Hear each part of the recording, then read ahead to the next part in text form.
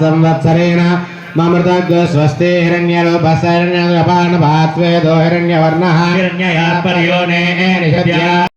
మా ఊరిలో మాకు శివరాత్రి చాలా స్పెషల్ అండి. ఎందుకంటే మేము సంక్రాంతి తర్వాత బాగా చేసుకునే ఫెస్టివల్స్లో శివరాత్రి ఒకటి. ఇక్కడ ఒకసారి చూడండి, ఫ్లవర్స్ తోటి శివలింగాన్ని చాలా అందంగా వేశారు కదా, నాకైతే చాలా బాగా నచ్చింది. మీకు కూడా నచ్చిందా?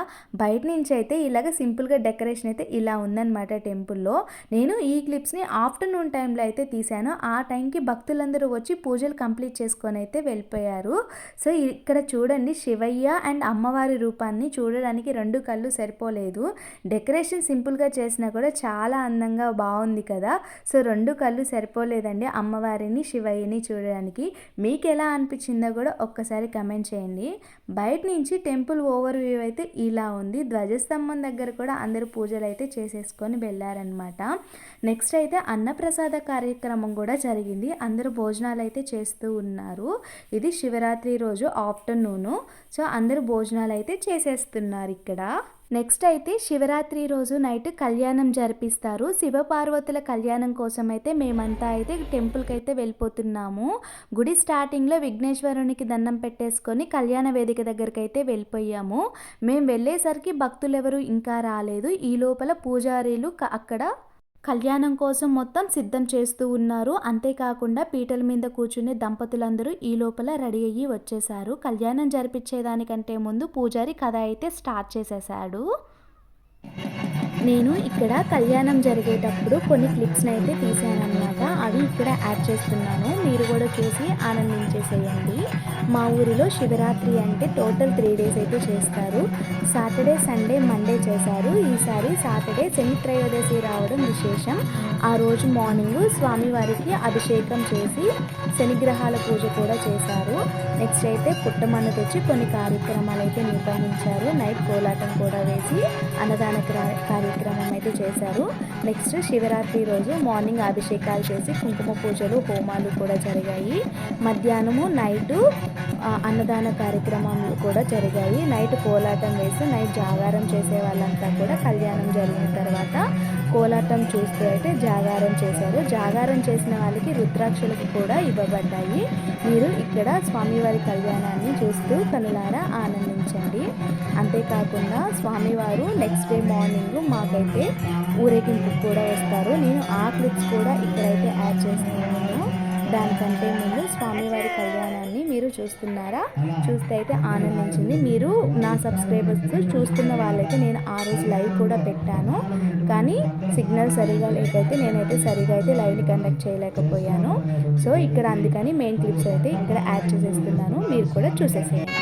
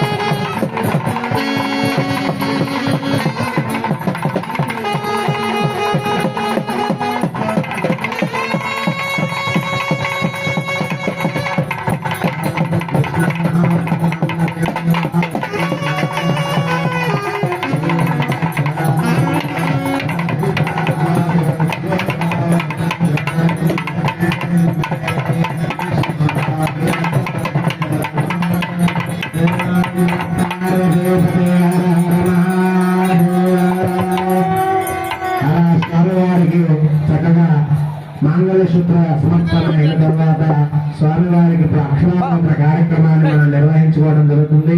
అటువంటి అక్షరారోపణ తంత్రాలు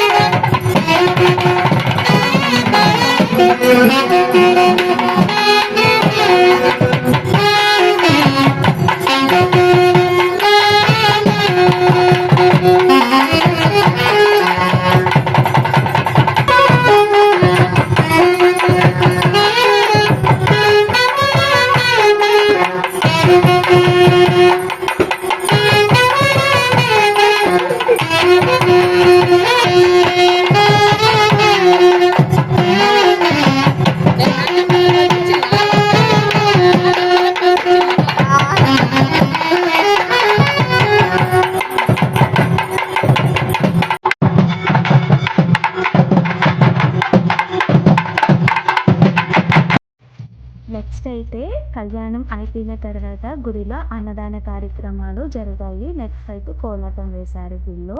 ఇక్కడ వేస్తున్నదైతే మా ఇంటి దగ్గరికి వచ్చినప్పుడు.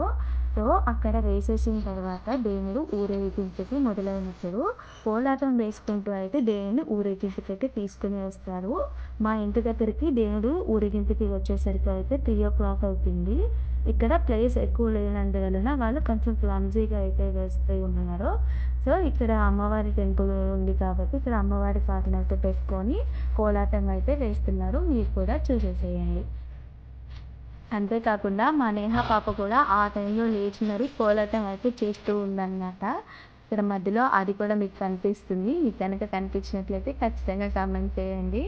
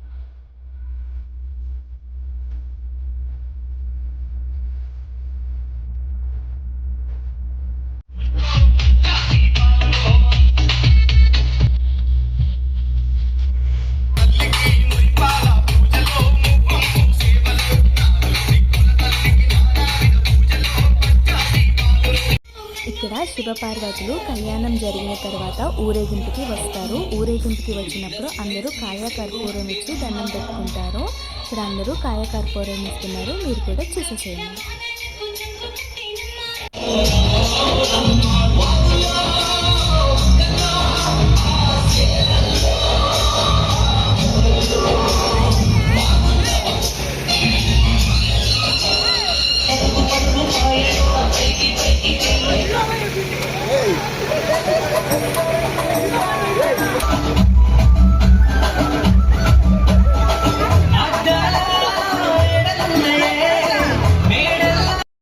ఇక్కడ మళ్ళీ మీరు దేవుడు ఊరేగింపుకు వస్తున్నప్పుడు సినిమా పాటలేంటి అనకండి. అక్కడ సినిమా పాటలకి కోలాటం వేస్తున్నారు.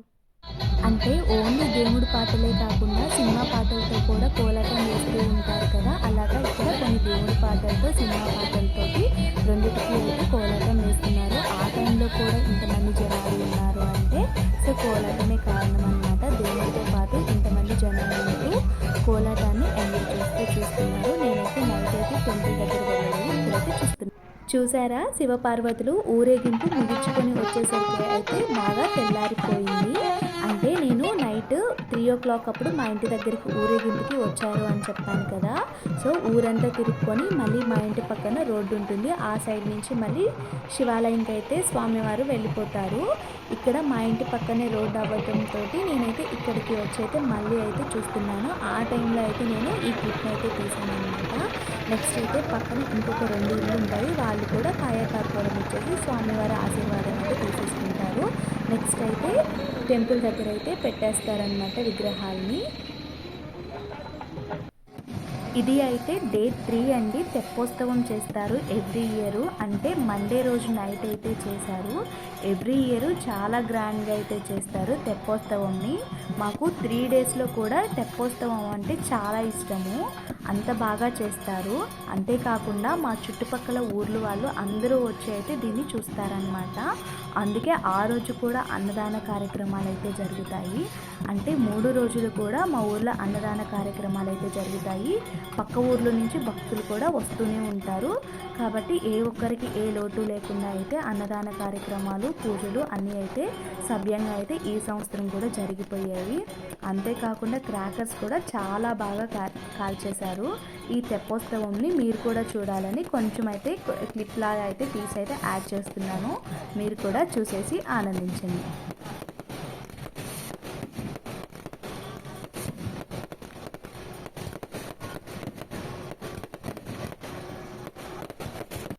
ఈ తెప్పోత్సవము కంప్లీట్ అయిపోయినాక మా ఊరిలో ఇంకా ఈ సంవత్సరానికి శివరాత్రి పూజలు అయితే కంప్లీట్ అయిపోయినట్లే. ఈ తెప్పని ఇక్కడ వాటర్లో చుట్టూరా 5 టైమ్స్ అయితే తిప్పుతారనమాట. నేనైతే నేహా పాపని అమ్మ దగ్గర ఇచ్చేసి నేను ఇక్కడ తెప్పోత్సవం చూడడానికైతే వచ్చాను. అమ్మ నేహా పాపని పట్టుకొని టెంపుల్ లోపలైతే కూర్చొని ఉంది. ఇక్కడ 2 టైమ్స్ తిప్పేంత వరకు అయితే నేనైతే చూసి పాప దగ్గరికి నేనైతే వెళ్ళిపోయి అమ్మనైతే పంపించేశాను. అమ్మ కూడా చూస్తుంది అనేసి.